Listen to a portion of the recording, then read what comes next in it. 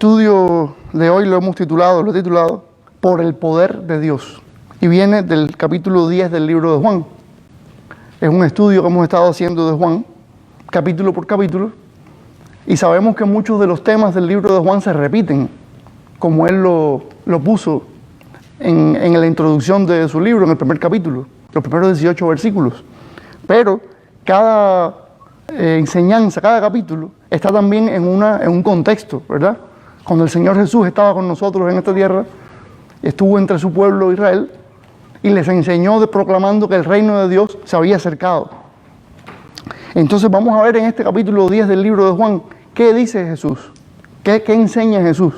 Que son cosas bien profundas, son cosas que desgraciadamente ha dividido a algunos cristianos, pero no podemos dividirnos, sino debemos buscar la centralidad del Evangelio, del mensaje de Jesús, centrarnos en Él, dejar que sea el Espíritu quien nos guíe para la gloria de Dios Padre, y que podamos ser uno, como dijo Jesús mismo, ¿verdad? Que seamos uno, como Él y el Padre son uno. Usted se imagina esa fortaleza, esa relación tan fuerte, ¿ah? que es tan fuerte como la misma relación entre el Padre y el Hijo, cosa que tiene que ver con la doctrina de la Trinidad, cosa a su vez que nosotros como seres humanos de verdad que nos cuesta mucho entender, pero en el poder del Espíritu Santo entendemos esas cosas y las aceptamos y le damos gloria a Dios por eso. Dice entonces el capítulo 10 del libro de Juan, porque por cierto no se debe empezar a leer desde el primer versículo del 10. ¿Por qué? Porque esta es la continuación de lo que decía Jesús en el otro capítulo. Sabemos que los capítulos de la Biblia no están divididos por inspiración. Lo que se inspiró fue la palabra, pero la división de los capítulos fue después. Entonces, a veces encontramos capítulos que están divididos de una forma abrupta. No es una división suave, sencilla, o sea, suave, sino que sentimos como que se corta la idea. Y es el caso de este capítulo, por tanto, debemos leer desde antes. Y precisamente lo que sucedía anteriormente era que Jesús estaba hablando a los fariseos acerca de la ceguera espiritual. Y los fariseos le decían que ellos le preguntaron, ¿acaso nosotros también somos ciegos? Y lo que le responde Jesús dice, versículo 41, el último del capítulo 9, Jesús les respondió, si fuerais ciegos, no tendríais pecado, mas ahora porque decís, vemos, vuestro pecado permanece. O sea, si ustedes se arrepintieran de su pecado, reconocieran que sí son ciegos espiritualmente, que de verdad que no ven las cosas de Dios, no son capaces de discernir espiritualmente. Si fuera así, ustedes podrían recibir perdón. Pero como no es así y ustedes insisten en decir que no tienen pecado, pues qué pena. Es una tristeza delante del Señor, pero entonces su pecado permanece. Y así nosotros también hoy. Si las personas escuchan el mensaje del Evangelio y no reconocen que de verdad son pecadores, entonces el pecado no se borra. La sangre de Jesús no limpia pecado de personas que no se arrepienten. Y en esa situación estaban estos fariseos y continúa diciendo Jesús entonces, de cierto os digo, ya este es el versículo 1 del capítulo 10, el que no entra por la puerta en el redil de las ovejas, sino que sube por otra parte, ese es ladrón y salteador. Primeramente entendamos este relato que hace Jesús de una manera, desde el punto de vista del contexto, de lo que está sucediendo en ese momento, en el primer siglo en Israel. ¿Qué pasa? Que ellos criaban animales. ¿Qué quiere decir? Que los que estaban oyendo a Jesús hablar de ovejas y de redil y estas cosas, lo entendían perfectamente. No había que explicar qué era una oveja, qué era un redil, qué cosa era un pastor, cuál era el trabajo de un pastor, todo eso lo sabían ellos. Entonces empieza el Señor a hablar de estas cosas y ellos comprenden, pero vamos a seguir leyendo a ver qué nos espera. Dice, mas el que entra por la puerta, el pastor de las ovejas, sí, ese es ladrón y salteador, mas el que entra por la puerta, el pastor de las ovejas es. A este abre el portero, y las ovejas oyen su voz, y a sus ovejas llama por nombre y las saca. No sé si ustedes han oído hablar de este oficio del pastoreo. Puede haber 3 o 4 pastores pastoreando las ovejas en el mismo campo. Y todas las ovejas están ahí. Ahora, cada oveja tiene su pastor, cada grupo de ovejas tiene su pastor. Cada pastor pastorea cierto grupo de ovejas. Cuando un pastor llama a sus ovejas, esto no es una cosa espiritual. Lo espiritual vamos a verlo ahora. Pero todavía estamos en el oficio del pastoreo. Cuando el pastor llama a sus ovejas, ¿qué usted cree? Salen las ovejas de ese pastor solamente. Y las que no son de él se quedan esperando por la voz de sus pastores. Así pasa en el oficio del pastoreo. Y ahí van detrás de ese pastor. Solo oyen la voz de ese pastor. Cuando habla otro, ellas no lo escuchan. Solo escuchan al suyo, a su pastor. Y cuando ha sacado fuera todas las propias, va delante de ellas. ¿Ve? Es lo que le digo. Y las ovejas le siguen porque conocen su voz. ¿Ve? Hasta aquí todo está bien. Mas al extraño no seguirán, es parte del oficio también, sino huirán de él. Así son las ovejitas. Las ovejitas son se asustan mucho por todo. No son animalitos que piensan mucho, que calculan las consecuencias de sus acciones. Dice, mas al extraño no seguirán, sino huirán de él, porque no conocen la voz de los extraños. Esas son las características de las ovejas como animales. Ahora, el versículo 6 nos dice que Jesús no está hablando aquí solamente con los fariseos acerca del oficio del pastoreo. No es solo de esto. Él no vino a darnos una conferencia acerca del oficio que todos conocían ahí. ¿Bien? Él vino a hablar de una cosa espiritual. Y dice el versículo 6, esta alegoría les dijo Jesús, pero ellos no entendieron qué era lo que les decía. ¿Qué les parece? Entendían todo el oficio del pastoreo, todas las cosas. Pero cuando el Señor utilizó esto como una ilustración para explicar algo espiritual, se quedaron en blanco, no sabían. ¿Qué quiere decir? Una alegoría es precisamente eso, utilizar un tema para explicar, para ilustrar otro tema. Y en realidad lo que estamos hablando no es del tema que utilizamos para ilustrar, sino del otro tema, el que las personas no entienden. Ese es el que queremos explicar. En este caso, los asuntos espirituales son el objetivo, y no las ovejitas. El objetivo aquí, como dije, no son las ovejitas, no es explicar el oficio del pastoreo, sino es explicar el tema espiritual de la relación del pastor espiritual con las ovejas. En este caso vamos a ver más adelante que se refiere a Dios como pastor, a Jesús precisamente. Dice, volvió pues Jesús a decirles, de cierto os digo, yo soy la puerta de las ovejas. Ahí sabemos, además de por el comentario de Juan del versículo 6, que dice que es una alegoría, y ahí sabemos, podemos empezar a entender que es una ilustración, ¿verdad? Pero cuando el Señor Jesús dice, yo soy la puerta de las ovejas, ahí estamos entendiendo mucho más que no se refiere el Señor a las ovejitas, sino hay un asunto espiritual detrás. ¿Por qué? Porque ningún hombre con Jesús, que no era solamente Dios, sino también era un hombre, como usted, como yo, como usted, era también hombre. Pues, un hombre no puede ser una puerta, a ver si me entiende. Creo que todos estamos de acuerdo en eso, ¿verdad? Una persona es una persona, una puerta es un objeto de madera que sirve para cerrar una habitación o un lugar como este, por ejemplo. Ahora, cuando él dice, yo soy la puerta de las ovejas, ahí hay un mensaje espiritual. Vamos a saber qué dice. Dice, todos los que antes de mí vinieron, ladrones son y salteadores, pero no los oyeron las ovejas. Lo que explicó del 1 al 6, del versículo 1 al 6, que es la forma de comportarse de las ovejas hacia sus pastores, sigue utilizándolo aquí. Y dice que los que vinieron antes de él, que estoy seguro que son otras personas que decían que eran el Mesías, que eran el Cristo, y no lo eran. Dice que eran ladrones y salteadores. Eran esas personas que en realidad no venían de parte de Dios. No venían para bendición de las ovejas, sino venían a causar problemas y a beneficiarse de las ovejas. Vamos a seguir leyendo. Dice, yo soy la puerta. El que por mí entrare será salvo. Y entrará y saldrá y hallará pastos. Está hablando ya de la salvación espiritual. Ya está hablando de la salvación espiritual. El ladrón no viene sino para hurtar, matar y destruir. Yo he venido para que tengan vida y para que la tengan en abundancia. ¿Okay? Aquí él hace la distinción entre la persona que viene a buscar a las ovejas, que sabemos que son personas también porque es una ilustración. Una cosa es el que viene a buscar las cosas materiales de las ovejas, vamos a decir, el que viene a causar problemas, y otra cosa es el que viene realmente a bendecir a las ovejas de parte del Señor. Son dos tipos de personas distintas que Jesús está contrastando aquí. Y Él dice que Él no viene a causar ese tipo de problemas, sino a darles vida. Y sabemos que Juan viene hablando en todo el libro de la vida eterna que el Señor Jesús vino a ofrecer.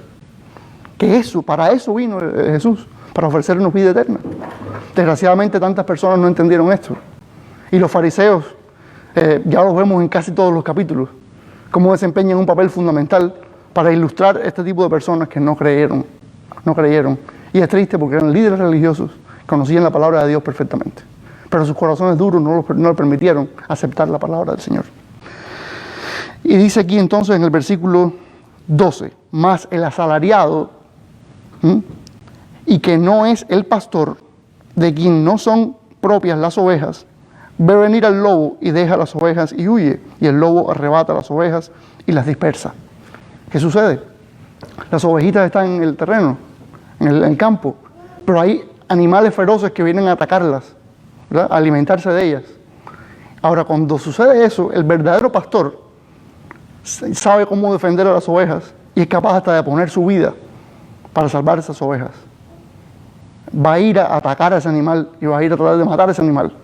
Si vamos al Antiguo Testamento, David, el rey, era pastor. Era un pastorcito de ovejas, era un muchacho jovencito que pastoreaba ovejas. Pero cuando se enfrentó al gigante Goliat y le dijeron, ay, pero tú vas a... Dijo, tranquilo, que yo, este muchachito que ven aquí, cuando estoy pastoreando mis ovejas y veo venir a las fieras, yo con mi onda las mato con las piedras y con mis propias manos también los he matado. Quiere decir que un pastor de ovejas, aunque usted vea que es una persona jovencito, no grande, no fuerte, pero ese pastorcito de ovejas está bien entrenado para enfrentar una fiera que venga a atacar a las ovejas. Ahora, si es simplemente un asalariado que no es el dueño de las ovejas, en este caso dice, lo que quiere decir es que simplemente va por el dinero que le van a pagar. Ahora, cuando las cosas se ponen bien feas, cuando viene un animal feroz, ese asalariado dice, bueno, yo no voy a tampoco, yo voy a vigilar a las ovejas mientras tanto, pero si hay un peligro así de ese tipo, no, hombre, yo me voy. Yo me voy porque tampoco hay que llegar a ese extremo. Ahora, dice el Señor Jesús que Él no es ese tipo de pastor. Él no es ese tipo de pastor. Él es el otro tipo de pastor, el verdadero, enviado por Dios, que de verdad está dispuesto a dar su vida por sus ovejas. Dice entonces, yo soy el buen pastor. Ahí está, versículo 14. Y conozco mis ovejas y las mías me conocen. O sea que Jesús está usando ya definitivamente el oficio de pastor para ilustrar la función que Él vino a hacer a este mundo. Así como el Padre me conoce y yo conozco al Padre y pongo mi vida por las ovejas. Ya está diciendo de cierta manera que Él va a sacrificar su vida. Ahora, comprendamos esto. En aquel momento ellos no entendían nada. Ellos no sabían que se trataba de un Mesías que iba a sacrificar su vida por los pecados de su pueblo y del resto de la humanidad. Eso no se creía acerca del Mesías, pero Él ya estaba anunciando, así va a ser mi ministerio. Esto es lo que yo voy a hacer por ustedes. También tengo otras ovejas que no son de este redil. Aquellas también debo traer y oirán mi voz y habrá un rebaño y un pastor. Tremendo este versículo. Este versículo está insertado aquí de una manera increíble. No se explica mucho siquiera. Y yo dudo mucho que lo hayan entendido bien. Porque está muy difícil de entender en el Israel del siglo I. Porque el Israel del siglo I entendía, sobre todo Judá, la parte del sur, los judíos entendían que ellos eran el pueblo de Dios. Y cuando usted habla de estos asuntos espirituales y dice que hay otras ovejas de otro redil, ¿qué quiere decir? Que hay personas que no son judías. Que hay personas que no son judías a quien el Mesías le va a hablar y van a escuchar la voz. Y van a venir. Y Él debe traerlas también. Dicen que habrá un rebaño y un pastor. Esto es una cosa totalmente sin sentido en aquel momento. Pero para Dios, recuerde que esto tenía sentido desde antes de la fundación del universo. Desde el jardín del Edén, el Señor se dio la tarea de rescatar a la humanidad. Y este era el plan, míralo aquí. Siglos después, mira el plan aquí. El Señor Jesús mismo lo está diciendo, el Mesías. También tengo otras ovejas que no son de este redil. Aquellas también debo traer y oirán mi voz, y habrá un rebaño y un pastor. No está hablando de otra cosa que de los judíos y los no judíos, a quien ellos llamaban gentiles. Cuando usted ve en el Nuevo Testamento o en el Antiguo, en la Biblia entera, la palabra gentiles significa simplemente los no judíos. No judíos. Aquí espero que nos demos cuenta que aquí estamos nosotros, ¿verdad? Esto es lo que hizo el Señor por nosotros. Nosotros no éramos parte del pueblo de Israel. Y un buen día el Señor Jesús reveló que Él también tenía otras ovejas y que iba a ser un solo pueblo. Y esto lo explican los apóstoles en todas las cartas y Pablo es uno de los que más insiste en esto, el apóstol Pablo, que dice que tanto para el griego, para el judío, como para el griego o gentil, o sea, tanto para el judío como para el no judío, es la salvación que ofrece Jesucristo. Solamente hay que dar el paso de fe y aceptarla y dejar la vida de pecado atrás y seguir a Jesús. Mire como dice el versículo 17, por eso me ama el Padre, porque yo pongo mi vida para volverla a tomar. ¿Qué más está anunciando aquí? La resurrección también. No solo la muerte, sino la resurrección. Yo pongo mi vida para volverla a tomar. Y dice el 18, tremendo. Esto debemos siempre recordarlo todos los creyentes. Nadie me la quita, está hablando de su vida, sino que yo de mí mismo la pongo. Tengo poder para ponerla y tengo poder para volverla a tomar. Este mandamiento recibí de mi Padre. O sea, como dice el capítulo 3, versículo 16, versículo quizás más famoso en la cristiandad. De tal manera amó Dios al mundo, que dio a su Hijo unigénito. O sea, Dios el Padre sacrificó a su Hijo, para que todo aquel que en Él crea no se pierda, sino tenga vida eterna. Pero el Hijo, cuando tuvo que hacer el sacrificio, lo hizo porque Él quiso hacerlo. Él respondió a ese mandato del Padre con toda intención, lo hizo queriendo hacerlo. Él lo hizo de su propia voluntad. Y no podemos decir, es que a Jesús lo mataron los judíos, por ejemplo. Digo, claro que sí lo mataron los judíos. De hecho, Pedro, cuando desciende el Espíritu en Pentecostés, y Pedro le da aquel discurso tan grande, se convierte en 3.000 personas, él les dice, ese Jesús que ustedes crucificaron es el Mesías. Sí le echa la culpa a ellos, porque ellos humanamente tuvieron la culpa. Pero oiga, no pierda de vista esto, que Jesús estuvo dispuesto a dar su vida, porque Él era Dios en la carne. Si Él no hubiera querido dar su vida, no lo hubiera dado. Creo que estamos hablando de más también, porque nada de esto pasó. Jesús dio su vida. Él dio su vida, y es lo que profetizó Isaías siglos atrás, que Él iba a ir como cordero al matadero, sin abrir su boca. Y así fue. Así fue.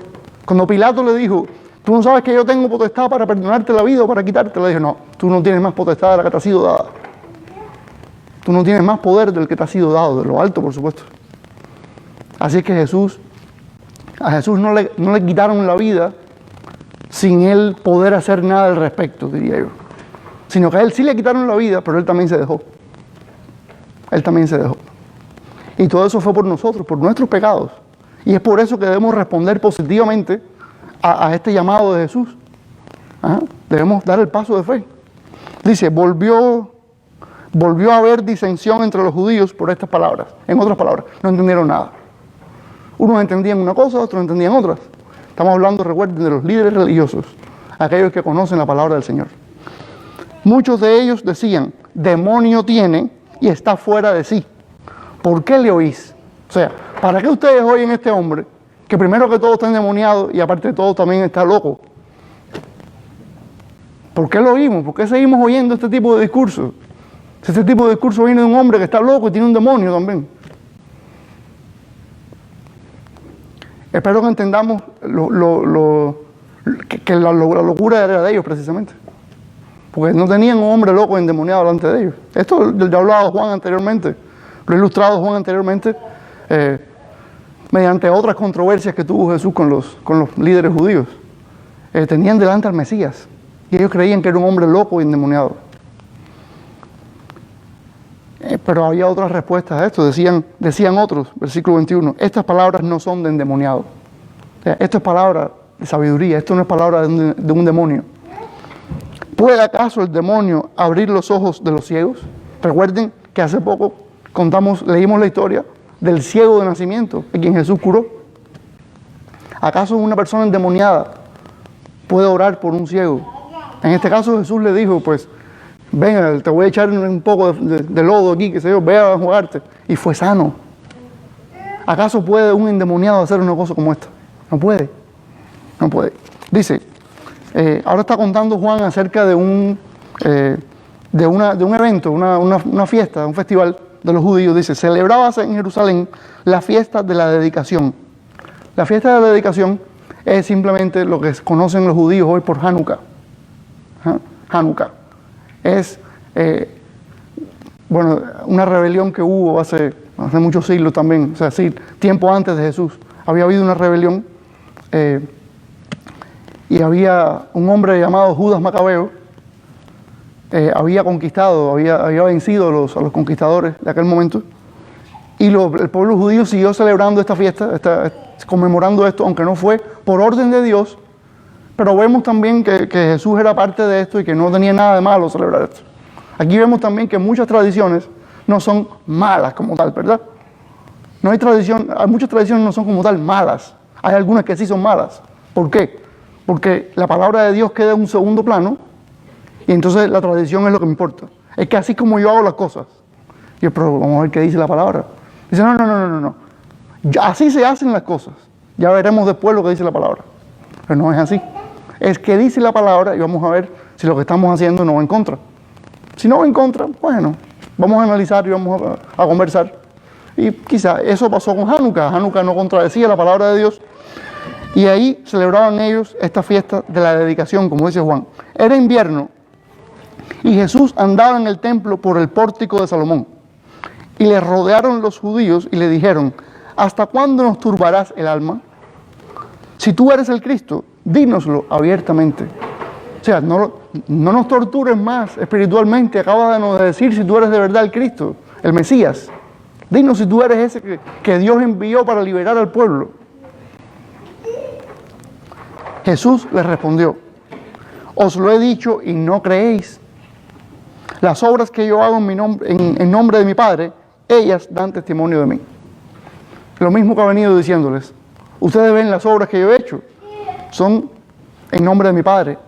Si ven eso, si se fijan en esas obras, ahí deben entender que yo sí soy el Mesías. Porque se lo he dicho y lo he demostrado con las obras también. Pero vosotros no creéis porque no sois de mis ovejas, como os he dicho. Él tenía ovejas que él iba a llamar e iban a responder estas ovejas. Pero estas personas no eran de ese tipo de ovejas, de las que respondían. Mis ovejas oyen mi voz y yo las conozco y me siguen. ¿Sí? Y yo les doy vida eterna y no perecerán jamás, ni nadie las arrebatará de mi mano. Mi Padre que me las dio es mayor que todos y nadie las puede arrebatar de la mano de mi Padre. Y dice el versículo 30, que es el que con toda intención he puesto aquí en la pantalla. Yo y el Padre uno somos. Bueno, aquí el relato acá alcanza de nuevo un momento climático. O sea, se exaltan más los ánimos y mire lo que sucede.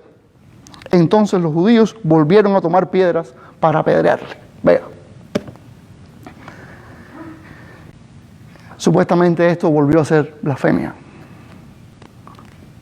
Entonces fíjese lo que dice Jesús. Jesús le respondió, muchas buenas obras os he mostrado de mi Padre. ¿Por cuál de ellas me apedreáis?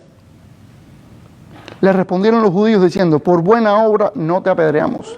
O sea, no por todas las cosas buenas que has hecho que te vamos a apedrear. Dice, sino por la blasfemia. Ahí está. Por la blasfemia. Porque tú, siendo hombre, te haces Dios. Qué pena que muchos no entiendan esto. Pero inclusive esta gente lo entendieron. Otras cosas no entendían, pero esto sí lo entendieron. Que Jesús estaba diciendo que Él era Dios, que Él era divino, que no era solo hombre como nosotros, sino que también era divino. Y eso ellos lo consideraban blasfemia. ¿Por qué? Porque entendían lo que Él estaba diciendo. Lo que pasa es que no lo creían. No lo creían. Jesús les respondió: ¿no está escrito en vuestra ley? Yo dije, dioses sois. Si llamó dioses a aquellos a quienes vino la palabra de Dios, y la escritura no puede ser quebrantada, al que el Padre santificó y envió al mundo, vosotros decís, tú blasfemas, porque dije, hijo de Dios soy. Esta quizás es una parte del capítulo, quizás la más difícil de interpretar. Y muchos, inclusive especialistas en la Biblia, han tenido ciertas distintas opiniones acerca de esto. Porque no se dice efectivamente aquí de quién está hablando. Aquí en mi concordancia, en las letricas pequeñas, dice Salmo 82:6.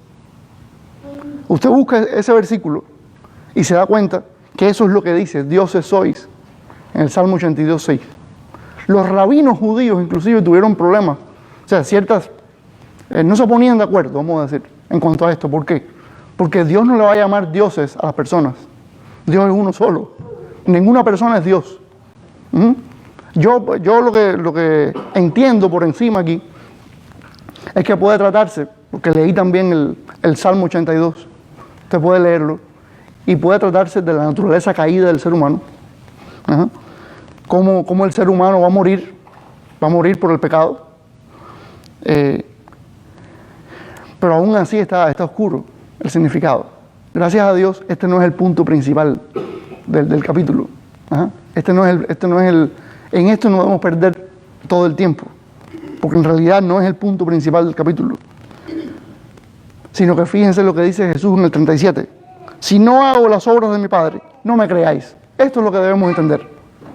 Que Él lo que quería es que vieran las obras y decidieran, ok, ¿son las obras de mi Padre o no son?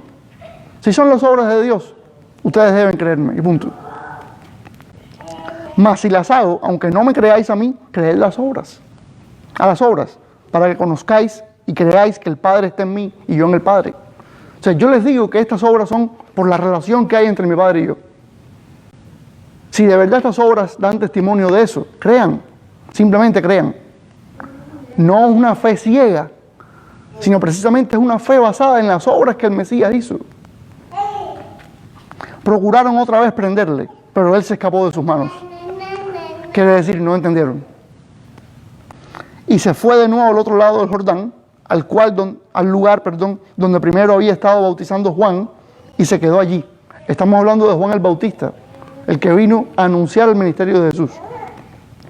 Él se fue al otro lado del Jordán, y estas personas en el otro lado del Jordán, a diferencia de los líderes espirituales conocedores de la palabra de Dios y toda la historia de Dios con la humanidad, aquellas personas sí entendieron, sí se convirtieron, sí aceptaron la palabra de Jesús.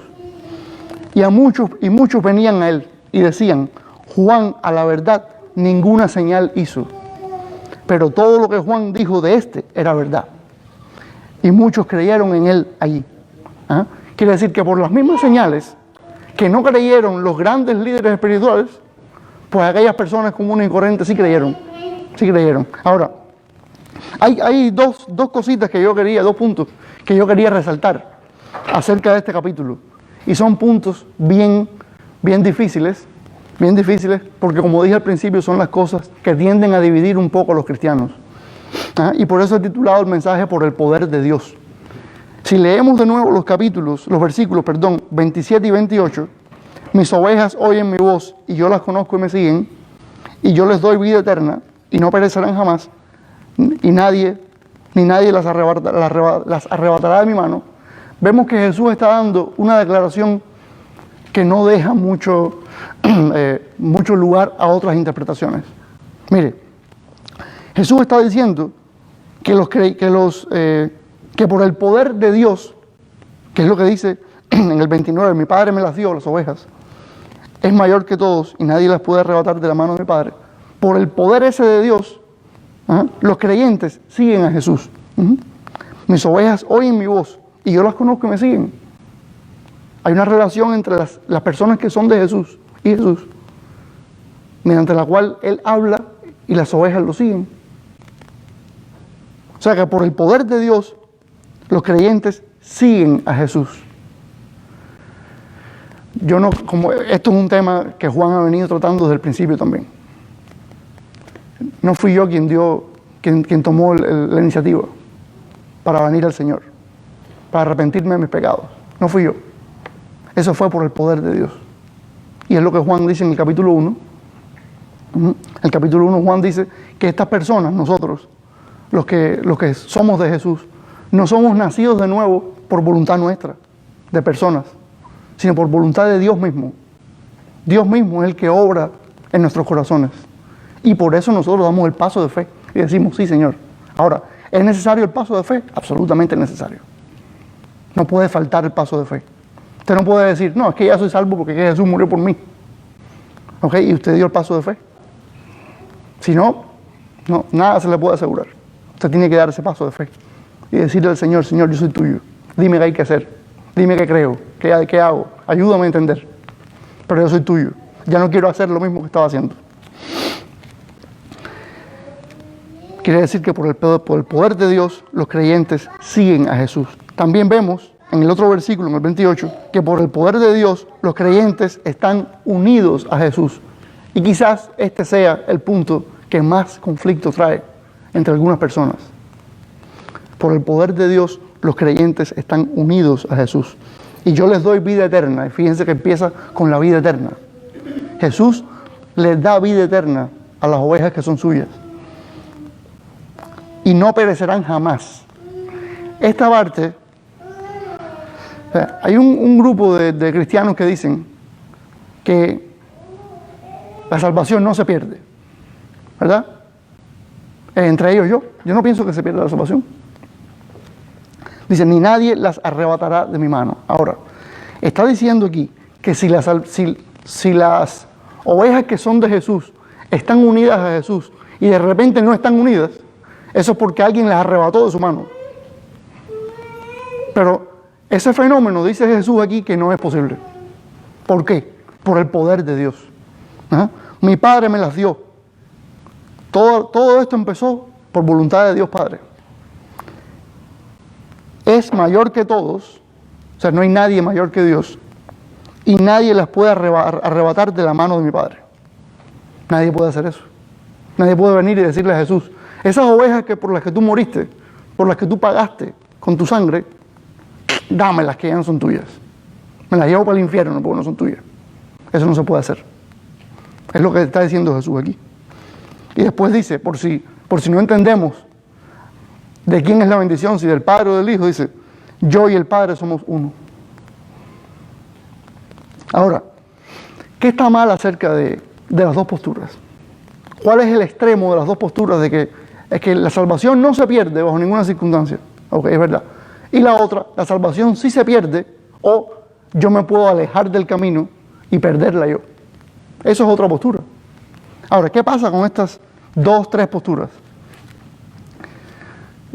Usted y yo no vamos a discutir con nadie para convencerlo, porque eso hace siglos que los cristianos tienen opiniones distintas acerca de esto. Ahora, ¿qué es lo que no puede pasar? Mire, si yo pienso que no se pierde la salvación, como pienso, lo que no puedo decir a las personas es, usted no cree en Jesús, usted no es salvo, no se vaya al infierno, venga, vamos a hacer una oración de fe. Señor Jesús, confieso mi pecado, yo soy pecador, límpiame con tu sangre, yo quiero seguirte, yo quiero que se...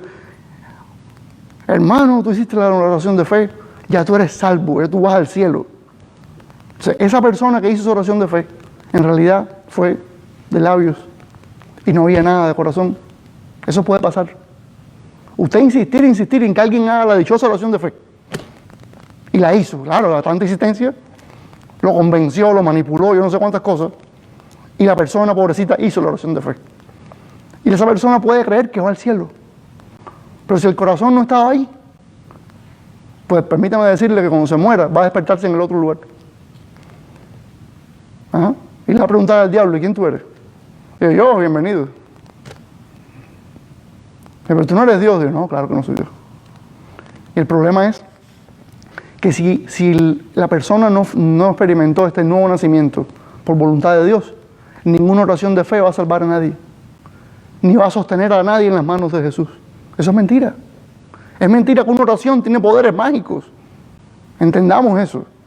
Si usted piensa que no se pierde la salvación, al menos entonces piense que esa persona, como dicen las personas serias que creen en esta postura, que esa persona que hizo esa oración de fe, de verdad creyó y de verdad siguió y está unido a Cristo. Y Cristo lo sostiene y Él es el que va a llevarlo hasta la eternidad por el poder del Espíritu. Al menos crea eso, que esa persona va a perseverar, aunque tenga ciertas recaídas en su viaje espiritual. Puede tener recaídas, puede caer en pecado inclusive. Pero el Espíritu le está diciendo, ven que estás mal, ven que eso no es así. Ven que yo no te hice nacer nuevamente para que hagas eso. Eso está mal. Ven de nuevo que te quiero conmigo. Inclusive a esa persona pueden pasarle cosas en su vida que son disciplina del Señor. Y la va a pasar mal en ese tiempo porque separado de Dios y experimentando la disciplina de Dios, créame que no es una posición muy bonita. No es una posición muy bonita. Pero esa persona, nadie le puede arrebatar la salvación. Es lo que no puede pasar, dice Jesús aquí. Ahora, por otra parte, dicen los que piensan que se pierde la salvación. No, es que si usted no persevera, usted pierde la salvación. O si usted un día dice, yo me voy, yo no quiero nada con Jesús, usted va al infierno también. Ahora, ¿qué pasó? El que empezó todo esto fue Dios, no fui yo. Esto no fue idea mía. Si ser pastor no fue idea mía, mucho menos fue idea mía ser cristiano. Porque piénselo humanamente. ¿Por qué habría yo de convertirme en cristiano? Yo tenía una vida, yo tenía una forma de pensar, una filosofía de la vida. Yo no era un hombre que tenía la cabeza vacía y no sabía qué pensar de este mundo. Yo tenía mi propia forma de pensar. Pero decía Dios que eso no estaba bien. Que pensar así no era lo que Él quería para mí. Y Él me rescató de eso, que Él llama una vida de pecado. Separada de Él, me rescató. Me dijo, ahora tú vas a pensar como yo pienso poco a poco. Vas a aprender a pensar como yo pienso. En el poder de mi espíritu. Y poco a poco he ido creciendo. Y me falta mucho todavía, como a todos nosotros, ¿verdad? A todos nos falta mucho, ¿verdad? Debemos saber eso, que ninguno ha llegado. El apóstol Pablo decía que él tampoco había llegado. Imagínese usted y yo. Pero todo pasa por obra del Señor. Por obra del Señor. Entonces, bueno, yo no voy a convencer a los que dicen que se pierde la salvación, pero sí les voy a puntualizar algo. ¿Acaso no vive con miedo la persona? Cuando usted le dice que usted puede perder, que ellos pueden perder eso que el Señor les ha dado. ¿Acaso no vive con un miedo tremendo? Una hermana me contó hace no mucho que tenía un familiar que pensaba esto y le enseñaba a los jóvenes que se podía perder la salvación, que tenía que cuidar la salvación, porque podían perderla un buen día. Y ella le dijo, pero era su abuela, su abuelita. Abuela, no le diga a los jóvenes que van a perder la salvación. Digo, mija, no es que yo crea que se pierda, pero esos jóvenes con todas esas pasiones juveniles, ¿cómo tú crees que les voy a decir que la salvación no se pierde? Con tantas cosas que esos jóvenes tienen en su cabeza, tantas locuras que ellos a veces se ponen a hacer y tantas cosas. Tengo que decirle que se pierda la salvación. ¿Para qué? Para alejarlo de esas cosas. Y él le dijo, abuela, no puedo creerlo. No, abuela, no, así no es. Y en efecto, lo que uno debe decirle a las personas es lo que está en la palabra de Dios. Que Jesús murió por ellos. Que la vida de santidad que Jesús quiere para nosotros, que Dios, el Padre, en el poder del Espíritu, empieza en nosotros y termina. Esa vida de santidad hay que respetarla, hay que seguirla. ¿Pero por qué? ¿Porque estoy obligado a eso? No, porque es el poder del Espíritu en mí. Y eso no es ahora porque yo vaya a perder eso que el Señor me dio. Eso es una forma, o sea, no estoy de acuerdo. Puedo decir que no estoy de acuerdo. No está bien insultar a nadie, no está bien crear más discordia. Simplemente no estoy de acuerdo. ¿Ah? Pero sepamos que en este pasaje dice que Jesús, que las ovejas que Jesús recibió del Padre, Jesús las sostiene. Nadie puede arrebatarlas. Ajá. Hay ciertos pasajes que usted puede leer acerca de ese tema. Por ejemplo, Hebreos capítulo 6 del 4 al 6, es uno de los versículos. No vamos a detener en ninguno de estos, pero es para que usted se lo lleve a su casa y piense. Y lea, sobre todo, fíjese, lea todo el capítulo. No capítulo 6, versículo 4 al 6, no. Todo el capítulo 6 del libro de Hebreos. Léaselo completico y vea qué viene diciendo desde el principio. Y cómo termina también el tema. ¿Por qué? Porque estos versículos aparentemente dicen que las personas que fueron rescatadas del pecado, si se van, pierden la salvación. Y yo entiendo que eso, lo que dice ahí es bastante duro, pero si usted sigue leyendo, puede entender que no necesariamente es eso lo que dice. ¿No?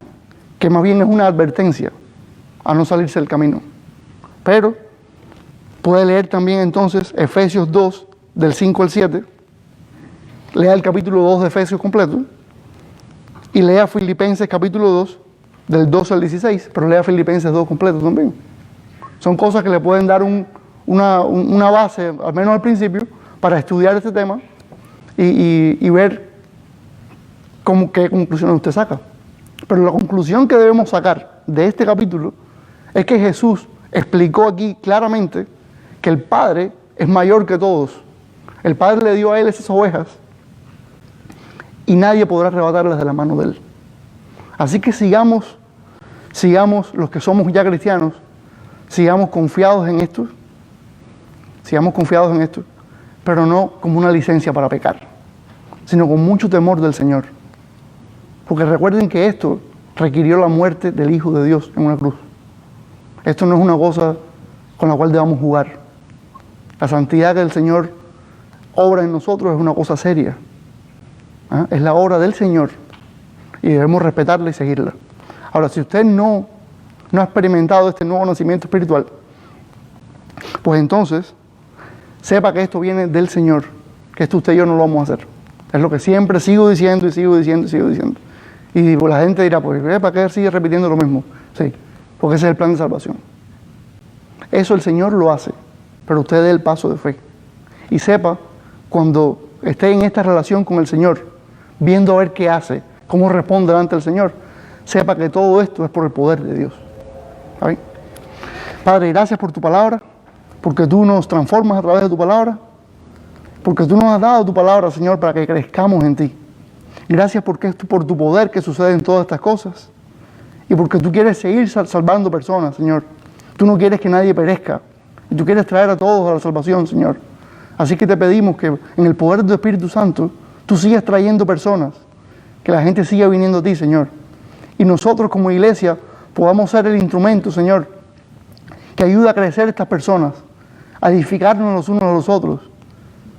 Que Señor, salgan líderes de aquí, que puedan quizás hasta irse a otros lugares, a empezar otras congregaciones en lugares difíciles, donde las personas no quieren creer en ti, están alejadas completamente de ti. Y Señor, tú quieres rescatar a esas personas todavía. Así es que ayúdanos a nosotros a fortalecer en la fe y a enseñarle la palabra a las personas que vengan, Señor. Gracias por todo. Danos un fin de semana, resto del domingo, agradable, en familia, en ti, Señor.